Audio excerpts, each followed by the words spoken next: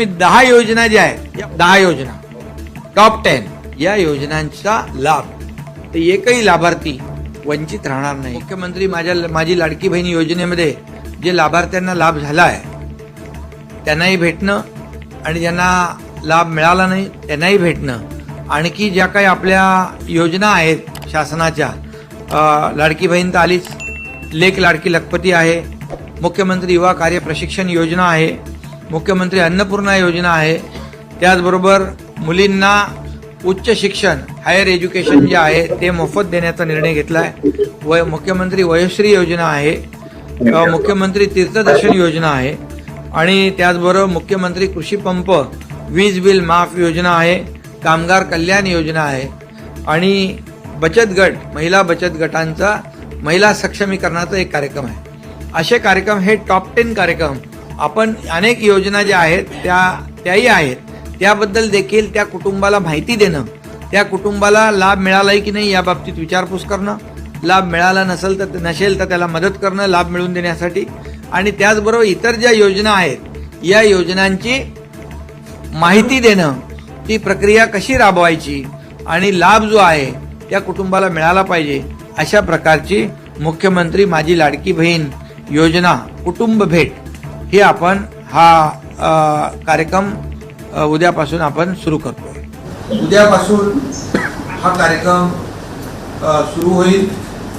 जवळपास 1 लाख कार्यकर्ते दररोज 15 घरं 15 परिवाराला भेट देतील आणि म्हणजे 15 लाख घरं एका दिवसामध्ये आणि 1 कोटी घरं एका आठवड्यामध्ये आपलं हे टार्गेट आहे आणि यामुळे आपण आजची ही बैठक घेतलेली आहे।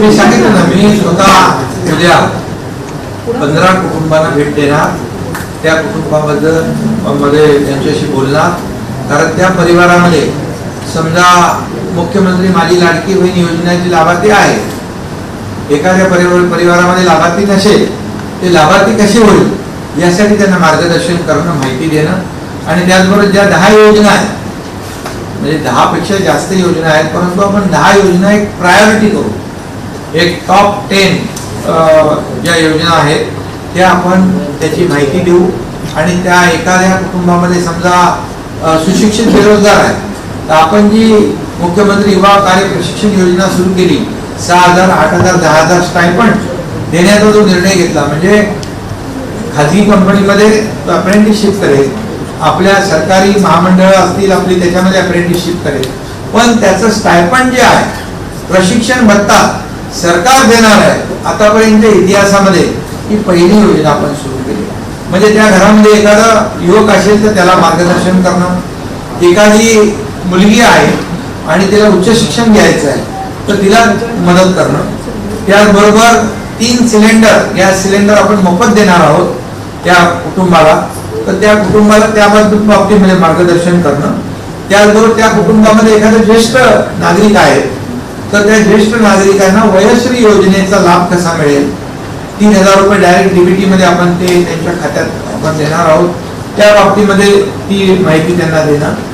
त्याचबरोबर जेव्हा ग्रामीण भागात जाऊ आपण तर शेतकरी जे 7.5 HP पर्यंत मोटर पंप आणि शेती करतात त्यांचा आपण वीज बिल माफ करण्याचा निर्णय घेतलाय, तर त्यांची माहिती मागवणं, शासकीय यंत्रणांच्या माध्यमातून तर ते फॉर्म भरणं वगैरे होईल, परंतु त्यांना हे आपण माफ केलेली माहिती त्यांना आपल्याकडून गेली पाहिजे। त्याचबरोबर कामगार कल्याण योजना ज्या आहेत, जे बांधकाम कामगार आहेत त्यांना किट देतो आपण आणि घरेलू आपल्या ज्या काही महिला आहेत काम करणाऱ्या त्यांना देखील किट देतो भांड्यांचं, आणि त्यामुळे त्याची देखील माहिती त्या कुटुंबाला देणं, म्हणजे एका कुटुंबामध्ये आपण अगदी जी लेक लाडकी लखपती आहे, म्हणजे मुलीचा जन्म झाल्यापासून तर लाडक्या बहिणीपासून, लाडक्या भावापासून, ज्येष्ठ नागरिकापर्यंत या सगळ्यांना त्याच्यामध्ये कव्हर केलेलं आहे आणि शेतकऱ्यांना देखील त्याच्यामध्ये कव्हर केलं आहे।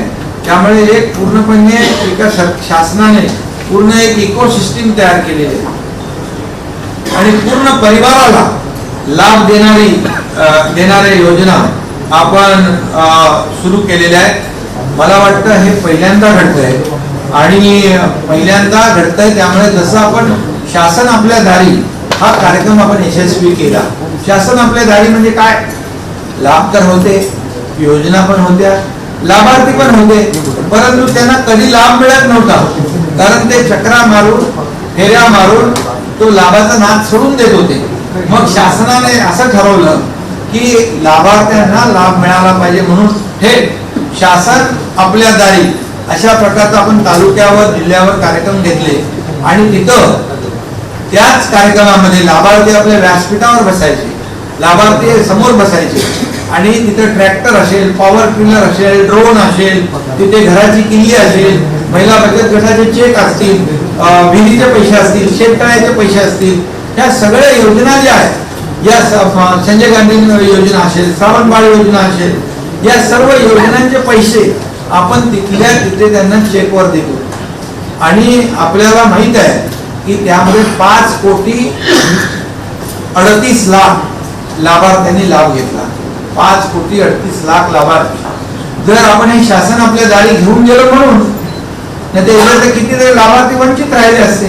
आणि म्हणून शासनाच्या प्रत्येक योजना या लाभार्थ्यांपर्यंत पोहोचल्या पाहिजे, ही सरकारची भूमिका आहे.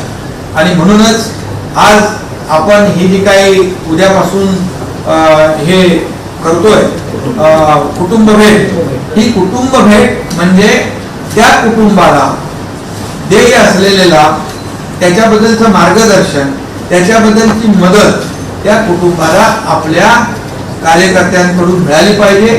आणि तर खऱ्या अर्थाने आपण सरकारने घेतलेले निर्णय त्याचा लाभ लोकांपर्यंत जाईल, लोकांना मिळेल. आणि म्हणून त्याच्यामध्ये ऍप्लिकेशन डाउनलोड करणं हे त्यांना सांगितलं पाहिजे. त्यामध्ये ऍप स्टोअर मध्ये शिवसेना आपण कार्यकर्ते म्हणून जातो तिथं, तर त्याच्यामध्ये ते टाईप करणं, लगेच ऍप्लिकेशन दिसेल ते डाउनलोड करा. अशा प्रकारचं आपल्याला हे डिटेलमध्ये तुम्ही सांगा.